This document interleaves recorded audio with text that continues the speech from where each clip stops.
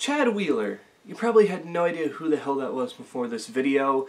Well, he was a now former backup offensive tackle for the Seattle Seahawks, and he did something that he probably won't be able to ever come back from, and that is he beat the crap out of his girlfriend and almost killed her, basically, and there was a lot of intent toward it.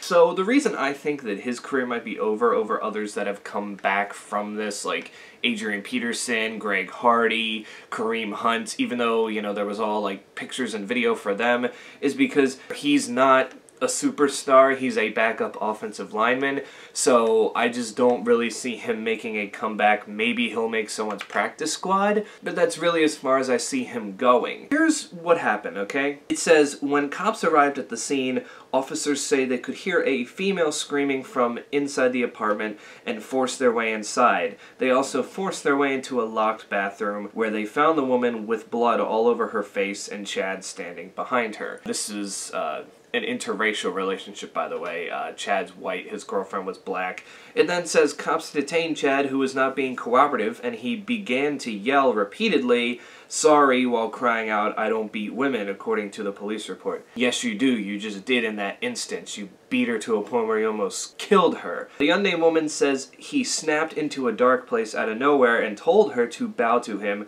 which she refused and got choked for it. So that's also kind of attempted murder in a way. I mean, wouldn't you think? If you're choking somebody, this isn't like the sexy choking, this is like the I'm gonna kill you choking, and that should be not only assault, but attempted murder right there. Cops then documented her injuries that included noticeable fingerprints on both sides of her neck, as well as capillaries that had burst at the back of her throat. Officers say left elbow joint was obviously swollen and deformed compared to her right arm. Like, Chad Wheeler put out a statement, and I can't with it. He's blaming his bipolar disorder, which I get that's a problem, but when you do what you did, it doesn't matter if it's your bipolar issue, you still did it, and yet he's trying to make it like, I'm gonna fix this, I'm gonna fix myself and be back at it. Like I said, dude, you are a backup offensive lineman. You are not coming back from this. I'm sorry. And now he's just been charged,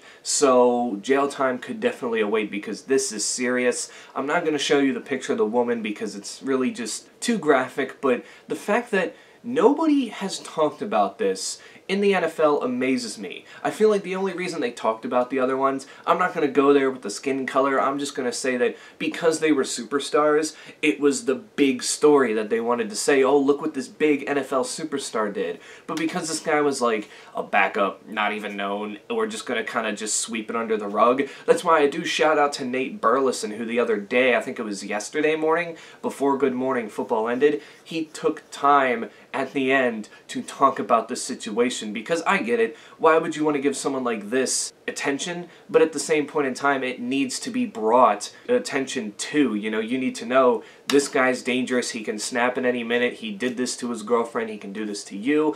And just the fact that he needed to be taken into custody, he needed to be arrested, he has to be charged, he has to serve jail time for this. As a matter of fact, his punishment, I would love to see him get put in a jail cell with 10 other women who are in prison that can beat the shit out of him and see if he's hot shit after that. I mean, he said, bow down to me, she said no, and that gave him the right to put his arm around her neck and just beat the shit out of her. Like, this wasn't like anything where like, oh, she came after me with a knife or a gun and I hit her to, you know, disarm her. No, this was just, apparently he was just acting weird all of a sudden and then had this outburst, which, like I said, I get happens with people, but you still did it. Don't blame the outburst because you were still a part of that outburst and you're still you. It's just, you know, it's hard to explain. It really is, but the fact that this was just swept under the rug.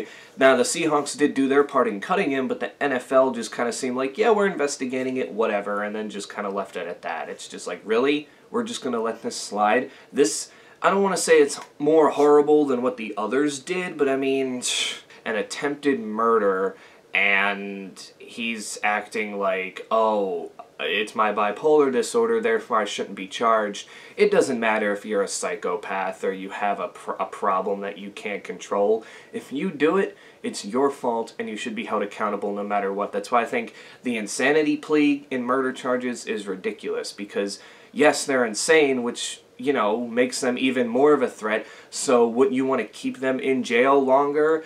Instead of blaming their insanity, just put them in solitary confinement for the rest of their life? Like, that will be the most, like, logical thing. Or if they're really that much of a threat to the world, then fucking put them to death. Put them in the chair. Put them in the, I don't even know what they do. I think it's mostly lethal injection now. Some states still have the chair. But, you know, just lethal injection, and boom, you never have to worry about him again. It's just, justice system can be weird with stuff like this, but I'm glad that he's been charged, and I hope that his jail sentence is longer than probably what they're going to give him. I just hope that they come to that conclusion that, oh, this is not only just assault, but attempted murder, and he needs to be put away for good, to the point where when he comes out of jail, this isn't going to be like a Michael Vick situation where he is young enough to come back and play.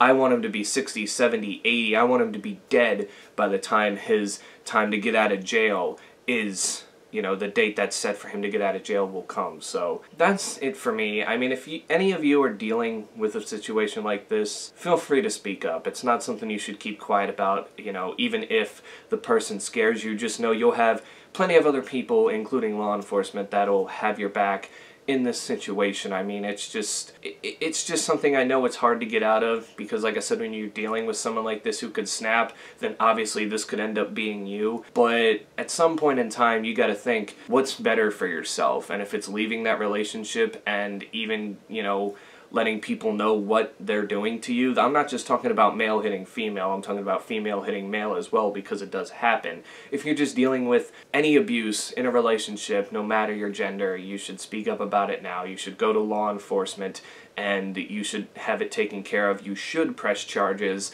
because really, that person doesn't love you if they're beating the shit out of you. That's just how it is. I know some people be like, but I love him and he can change. He's not going to. He doesn't love you, so get out of that relationship as quick as you can. But yeah, that's it for me, guys.